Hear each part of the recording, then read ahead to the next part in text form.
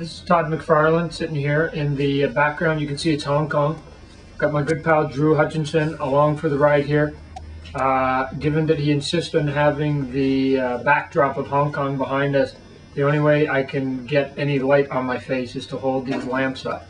So if you happen to see a lamp come into screen here or here, it's the only way we can do this and not have me be completely in dark. So it's time now to get to some of your sports questions.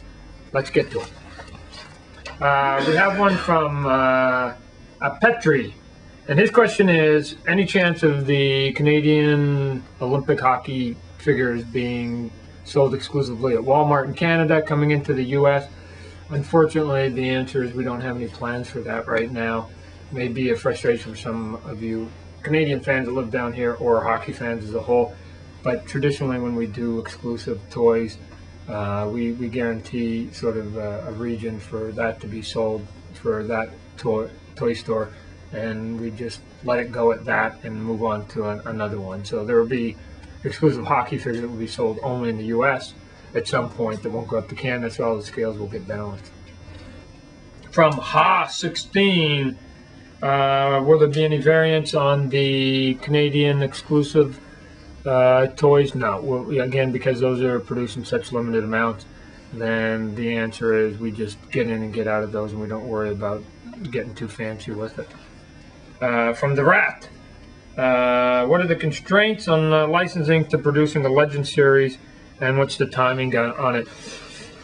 As I've said before, and hopefully Drew's followed up, the retired players are a lot more complicated, because instead of going to the active players where we can actually do one license and get 600 players, for me to do, for instance, a license that includes Joe Montana, Johnny Unitas, Joe Namath, and Dick Butkus, I might actually have to go to 4 different individuals or 4 different management groups to be able to get those right. So the constraints or the complications are you have to have multiple contracts, just like Movie Maniac. We did with Movie Maniac, so we just got to get into that mindset. It takes a little bit longer time, but you know, our mind is to have some of the retired players for all the sports in some form for the year 2003. We'll spend 2002 getting the contracts ready, and then we'll roll them out for 2003.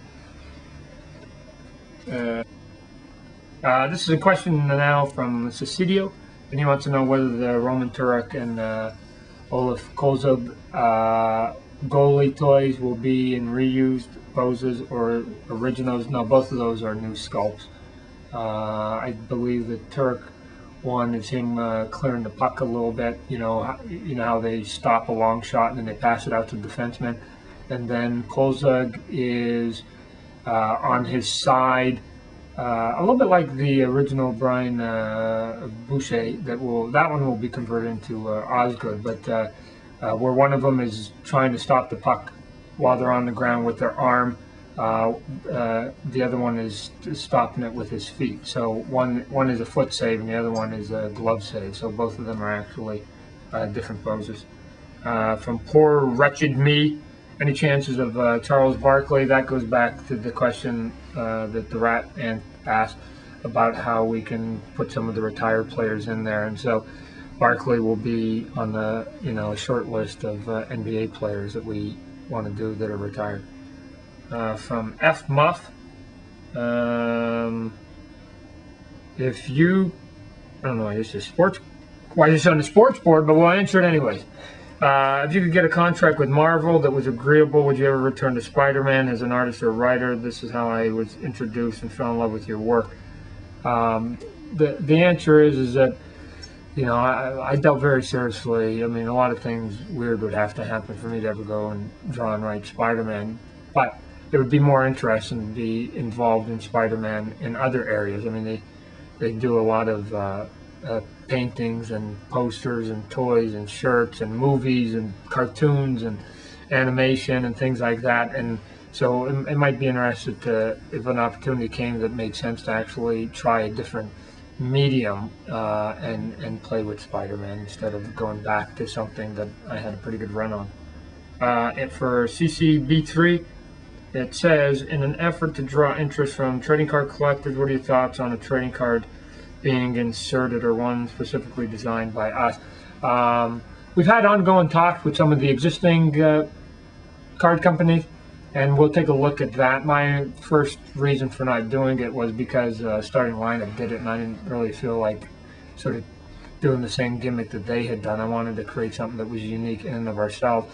But maybe us designing our own cards might be something of interest if we're capable of doing that within the confines of the existing contract.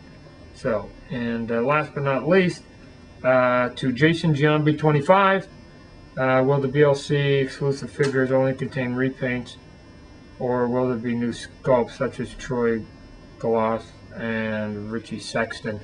Depending on how the BLC contract goes and how long we end up making the baseball toys, when we get around to the players who also were in the BLC, then we'll endeavor to, if it makes sense, to actually put them in that uniform as part of the ongoing collection. So again, you know, it would be nice to do it, but there are, you know, at times restrictions on contracts, and we have to get certain okays. So there's some sports answers, and we'll do some more next time when we're back on Terra Firma over in Phoenix.